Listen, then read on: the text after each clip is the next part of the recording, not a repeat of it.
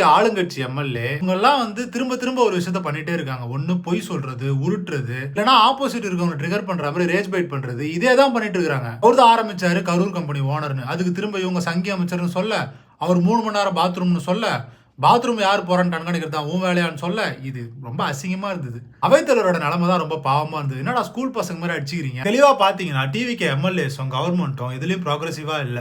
இன்னமும் வந்து சிஎம் பத்தி எலிவேஷன் பண்ணி பேசுறது, முருகர் கதை, சூரசம்ஹாரம், அது இதுன்னு போட்டு நேரடியா கேக்குறாங்க. டேய், உங்க கையில ஊழல்னு சொல்றீங்க, உங்ககிட்ட ஆதாரம் இருந்தா எடுங்க, ஆக்ஷன் எடுங்க. ஏன்னா இன்னைக்கு அமைச்சர் ரமேஷ் வந்து அறநிலையத்துறையில மறைமுகமா நிறைய விஷயம் நடந்ததுன்னு சொன்னாரு. கூடிய சீக்கிரம் நிறைய விஷயங்களை எடுத்து வச்சிருக்கிறோம், ஆதாரத்தோட நாங்க வெளியிடுறோம். அதுக்கு ஆதாரம் இருந்ததுன்னா எடுத்து காட்டுங்க, ஆக்ஷன் எடுங்க. நீங்க ஆக்ஷன் எடுத்தீங்கன்னா எங்க மேல தப்பு இருந்ததுன்னா நாங்க ஃபேஸ் பண்ண ரெடின்னு தான் சொல்றாங்க. ஐயோ, புளிச்சு போகுது. இதான் 2 நாள் முன்னாடி சிஎம் சொன்னாரு, என் டேபிள்ல 3 ஃபைல் இருக்கு, எல்லா ஆதாரத்தோட இருக்குது, ஆக்ஷன் எடுப்போன்னு. அதுக்கும் இன்னைக்கு எதிர்கட்சியில இருந்து சொன்னாங்க, ஏன் வெயிட் பண்றீங்க, ஜோசியக்காரனுக்கு வெயிட் பண்றீங்களா, ஆக்ஷன் எடுங்க.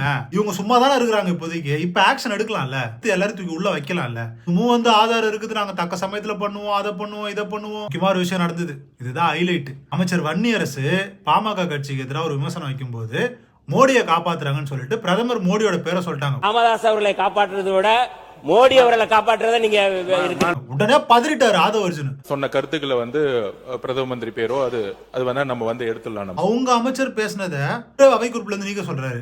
டிவிக்கு பிஜேபின்னு சொன்னா எவ்வளவு பதறதுன்னு உங்களுக்கு தெரியுதா? ஆனா இது எல்லாமே தெரியுண்டா உங்களுக்கு. டிவிக்கு சப்போர்ட் பண்ற ஜாம்பிஸ் உங்களை தான் சொல்றேன். டிவிக்கு என்னெல்லாம் பண்ணிட்டு இருக்கு, சட்டசபையில எப்படி ஒன்னுத்தையும் உருப்படியா டிஸ்கஸ் பண்ணாம என்னத்தை கொண்டு வராங்க, எம்எல்ஏக்கு கார் கொடுக்குற திட்டத்தை கொண்டு வராங்க, எல்லாமே உங்களுக்கு தெரியுண்டா. ஆனா நீங்க ஒரு மாயையில இருக்கிறீங்க பாரு.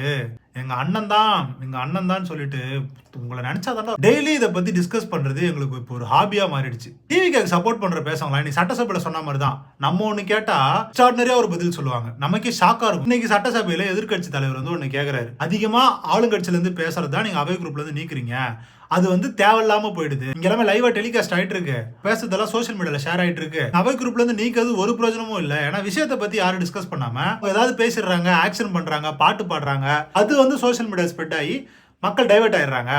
அதனால இதெல்லாம் நீங்க கொஞ்சம் பாத்துக்கணும்னு சொன்னா, பள்ளி கல்வித்துறை அமைச்சர், பொதுப்பணித்துறை அமைச்சர் அவங்க எல்லாம் பேசுறாங்க பாருங்க.